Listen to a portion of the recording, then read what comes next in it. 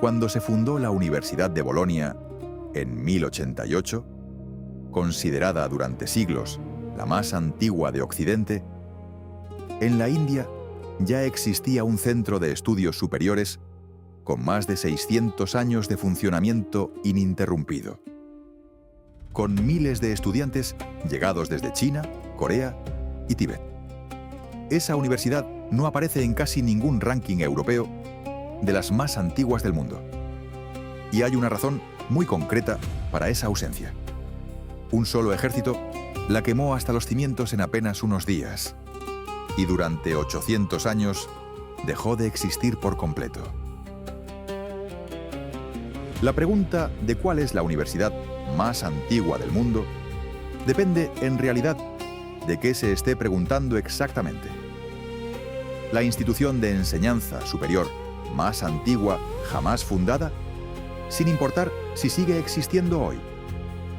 O la más antigua que ha funcionado de forma ininterrumpida hasta la actualidad, con continuidad legal y académica demostrable.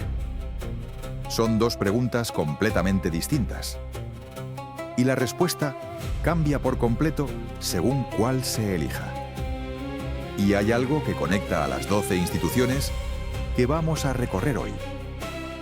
Algo que rara vez se hace explícito cuando se habla de las universidades más antiguas del mundo. Como si fuera simplemente una lista de fechas de fundación. La antigüedad de un centro de estudios nunca dependió solo de cuándo se fundó, sino de si logró sobrevivir a un incendio, a una conquista, a un cambio de religión, a una peste, a una guerra, sin dejar de ser, en algún sentido reconocible, la misma institución. Algunas de estas universidades llevan enseñando sin interrupción desde hace más de 1000 años. Otras, igual de antiguas o más, simplemente dejaron de existir un día y solo sobrevivieron como ruinas, como recuerdo, o como algo que alguien decidió, siglos después, reconstruir desde cero sobre las mismas piedras. Hoy recorremos 12 de esas instituciones, siguiendo esa misma pregunta en cada una. ¿Qué hizo que sobreviviera? ¿O qué hizo que dejara de hacerlo?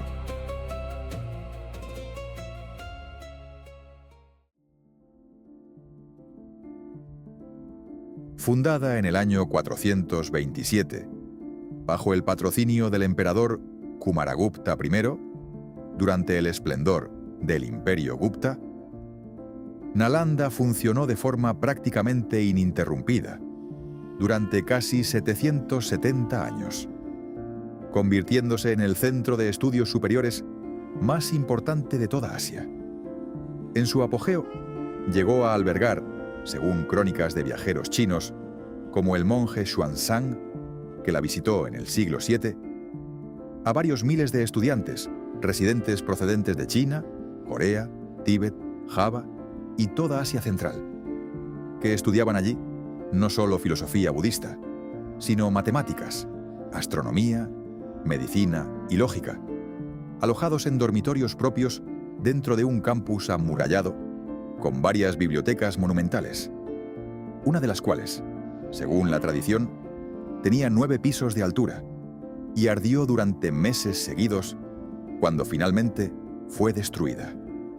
Esa destrucción llegó alrededor de 1193, cuando un ejército turco-afgano, liderado por el general Bakhtiyar Khilji, en plena campaña de conquista militar y política de la región de Bihar, arrasó el complejo completo, quemando su biblioteca, según algunas crónicas posteriores, hasta 9 millones de manuscritos, y matando a buena parte de sus monjes residentes. A diferencia de 2 ataques anteriores sufridos por Nalanda en siglos previos, de los que la institución había logrado recuperarse gracias al patrocinio de reyes locales sucesivos, esta vez no hubo reconstrucción. El clima político había cambiado por completo. El budismo estaba en franco declive en la propia India donde había nacido, y la universidad simplemente dejó de existir, convertida durante los siguientes 800 años en un montículo de ruinas cubierto de vegetación que nadie excavó formalmente hasta el siglo XIX. En 2024, sin embargo, una nueva universidad en Nalanda, construida con financiación internacional a pocos metros de las ruinas originales, abrió oficialmente sus puertas como institución moderna de posgrado. Un renacimiento deliberado que sus propios promotores describen como la prueba de que el fuego puede destruir el papel, pero nunca logra destruir del todo la propia idea de buscar conocimiento en comunidad. De la universidad que el fuego borró durante 800 años, pasamos a otra, fundada por una mujer que nunca dejó de dar clases ni un solo siglo desde entonces.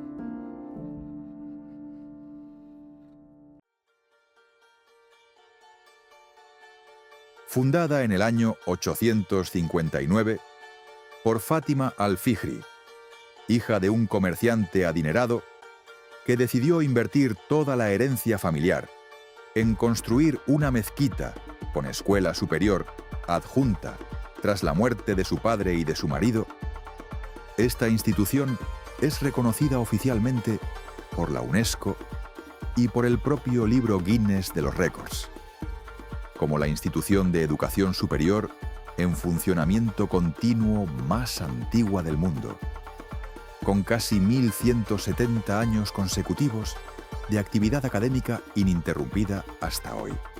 A diferencia de Nalanda, Al-Qarawiyyin nunca sufrió una destrucción catastrófica comparable. Sobrevivió a sucesivos cambios de dinastía: almorávides, almohades, meriníes y finalmente el protectorado francés y la independencia marroquí.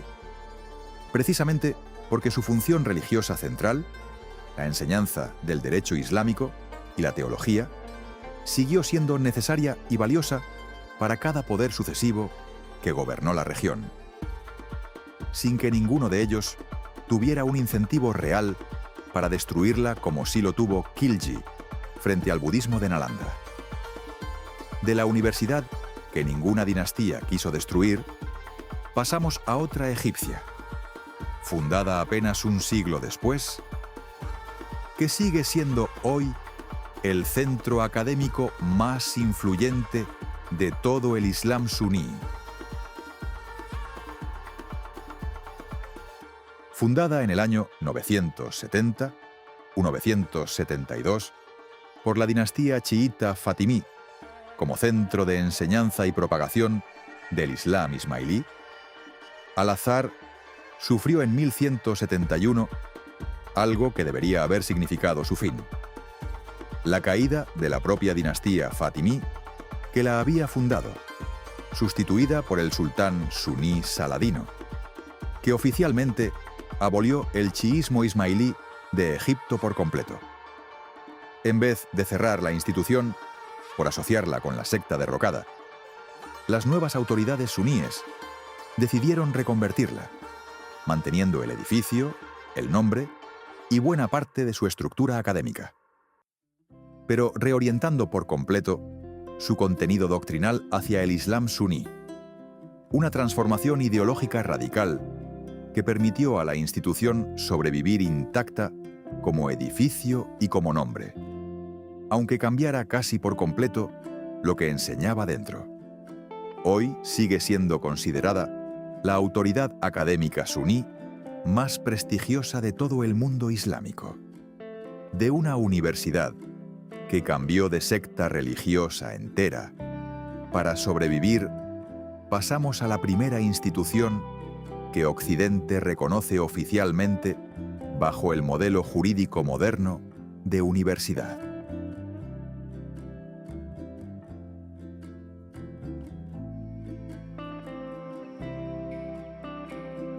Fundada en 1088, la Universidad de Bolonia es considerada la más antigua del mundo occidental bajo el modelo jurídico específico de universitas, una corporación legal de profesores y estudiantes con privilegios y capacidad de otorgar títulos reconocidos. Un modelo organizativo completamente distinto al de las madrasas islámicas o los monasterios budistas anteriores. Su particularidad más notable, poco replicada en ninguna otra institución posterior, es que originalmente fueron los propios estudiantes, organizados en corporaciones autónomas llamadas naciones, según su lugar de origen, quienes contrataban directamente a los profesores, fijaban sus salarios y podían incluso multarlos si consideraban que una clase había sido de mala calidad o había empezado tarde, invirtiendo por completo la relación de poder académica que se volvería habitual en universidades posteriores. De la universidad, donde mandaban los propios estudiantes, pasamos a otra inglesa, fundada apenas 8 años después, sin que nadie sepa con certeza documentar el momento exacto de su fundación.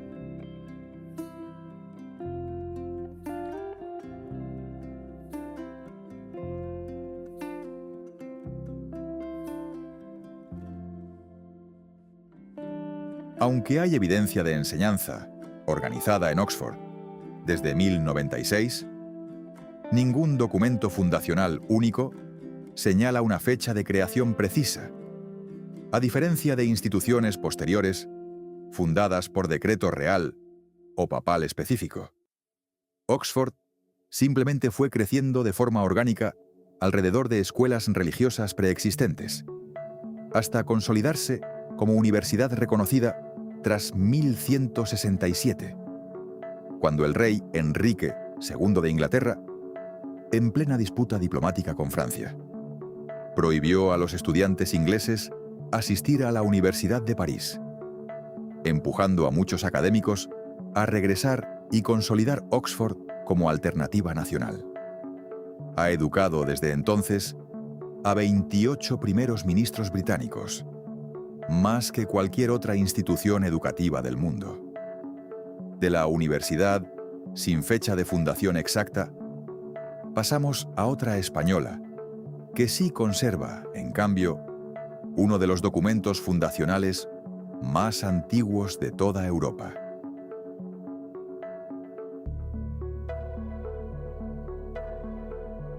Fundada en 1134 y elevada a la categoría de estudio general, mediante un decreto real explícito del rey Alfonso IX de León en 1218, Salamanca fue una de las primeras universidades europeas en contar con un reconocimiento legal formal directamente emitido por la autoridad monárquica, en vez de crecer de manera orgánica como Oxford o Bolonia.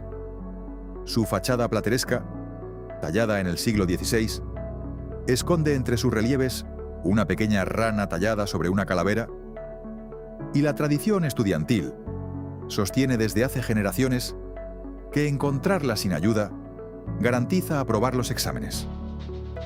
Un ritual supersticioso que millones de visitantes siguen intentando cada año.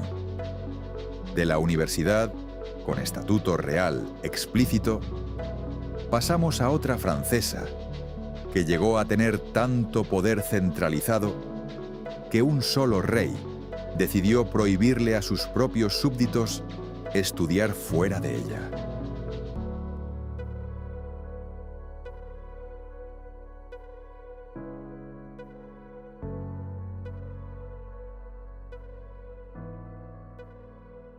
Consolidada alrededor de 1150, a partir de las escuelas catedralicias de Notre Dame, la Universidad de París se convirtió con rapidez en el centro teológico más influyente de toda la Europa medieval, hasta el punto de que, como vimos, el rey inglés Enrique II prohibió a sus propios súbditos ingleses estudiar allí en 1167, precisamente por temor a la influencia política y diplomática que la institución ejercía sobre las mentes más brillantes de toda Europa.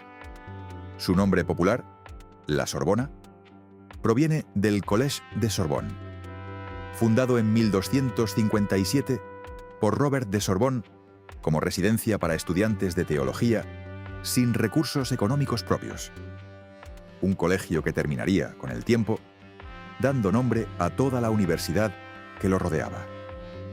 De la universidad tan influyente que un rey prohibió estudiar en ella, pasamos a otra italiana, fundada, precisamente, por profesores y estudiantes que huyeron de Bolonia en señal de protesta.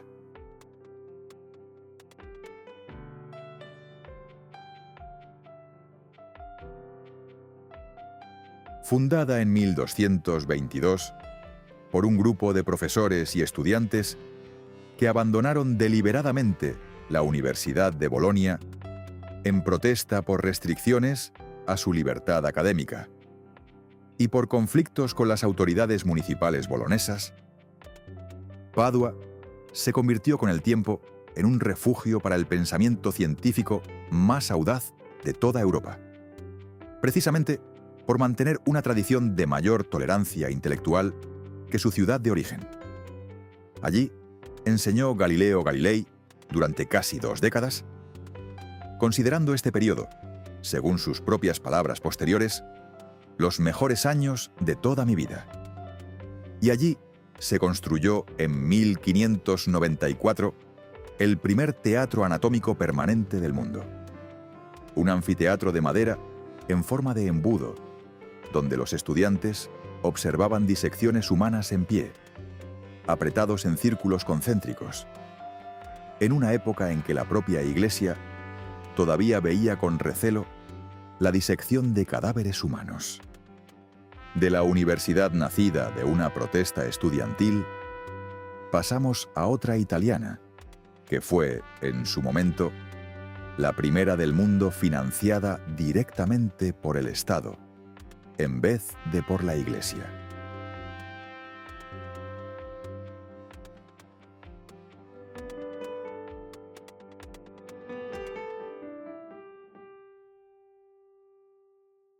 Fundada en 1224 por el emperador Federico II del Sacro Imperio Romano Germánico, esta institución tiene la particularidad histórica de ser la primera universidad del mundo, fundada y financiada directamente por un poder estatal secular, en vez de surgir orgánicamente de escuelas eclesiásticas como Bolonia o París, o de ser fundada por la propia Iglesia como Salamanca. Federico II, un monarca conocido por su fascinación personal por la ciencia, la astrología y el pensamiento racionalista, tanto que sus propios contemporáneos lo apodaron Stupor Mundi, el asombro del mundo, por su carácter poco convencional para un rey medieval.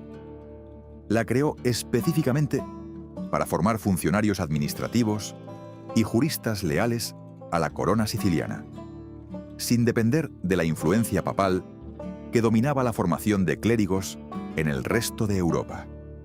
De la primera universidad estatal laica del mundo, pasamos a otra centroeuropea, fundada por un emperador que quiso, con ella, convertir su propia capital en un centro intelectual comparable a París.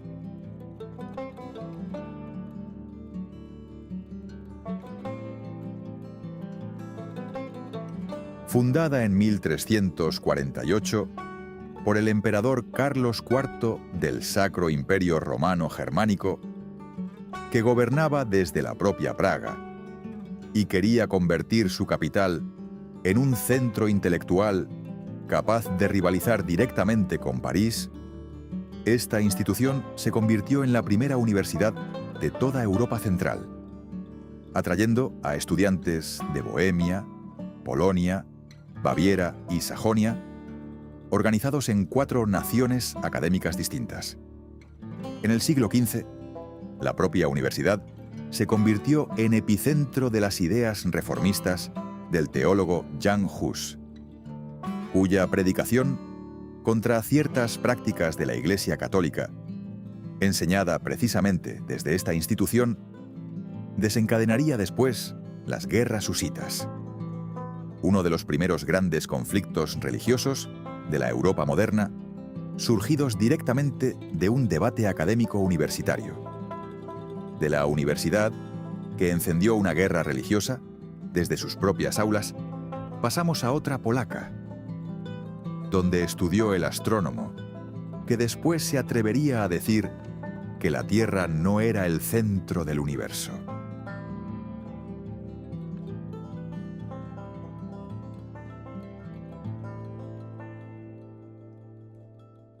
Fundada en 1364 por el rey polaco Casimiro III el Grande, esta universidad es célebre sobre todo por haber formado, a finales del siglo XV, a un joven estudiante llamado Nicolás Copérnico, que cursó allí estudios de matemáticas y astronomía antes de desarrollar décadas después el modelo heliocéntrico que desplazaba a la Tierra del centro del universo conocido.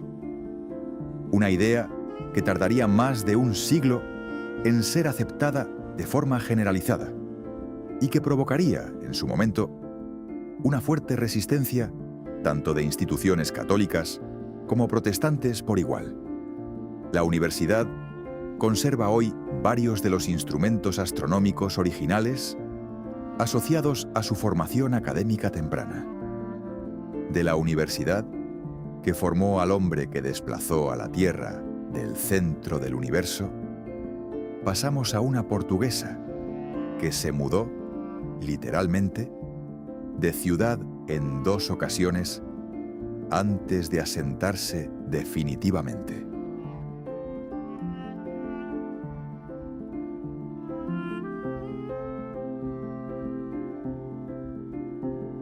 Fundada en 1290 en Lisboa por el rey Dionisio I de Portugal, esta institución se trasladó completa a Coimbra en 1308. Regresó a Lisboa en 1338 y finalmente volvió a establecerse en Coimbra de manera definitiva en 1537. Un vaivén geográfico poco habitual entre las universidades más antiguas de Europa. Motivado por sucesivas disputas entre la corona portuguesa y las autoridades eclesiásticas de cada ciudad, sobre quién debía ejercer jurisdicción real sobre los estudiantes y profesores. Su biblioteca barroca, la Biblioteca Joanina, construida en el siglo XVIII, alberga hasta hoy una colonia de murciélagos que vive deliberadamente tolerada dentro del propio edificio, ya que se alimentan por las noches de los insectos que de otro modo dañarían las páginas de los libros antiguos. Un sistema de control biológico de plagas que la propia universidad mantiene activo desde hace generaciones.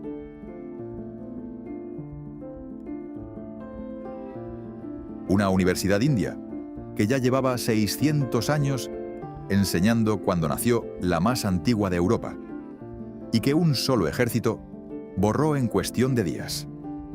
Otra marroquí, fundada por una mujer, que nunca ha dejado de dar clases en 1170 años consecutivos.